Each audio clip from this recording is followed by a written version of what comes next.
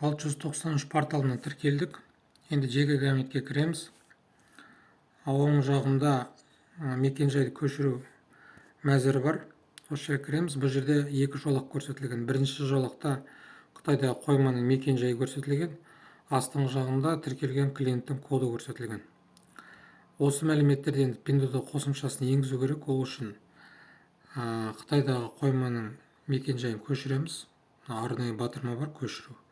Бассақ, батырма көшіріледі. Енді Pinduoduo қосымшасын ашамыз. Міне мекен-жайды енгізетін батырма мына жерде. Мына жерде мекен-жайды енгізу деген сөз тұр. Соның астында Қытай тілімен жазылған батырма бар, соны басамыз.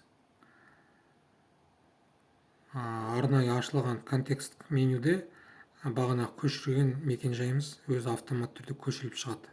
Барлығы дұрыс енгізілгенін тексереміз. Дұрыс болса, қайтадан 693 порталына көшеміз де мына клиенттің кодын көшіріп алу керек.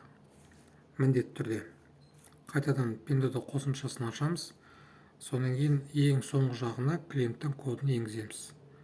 Сақтау батырмасын басамыз. Міне мекен-жай енгізілді.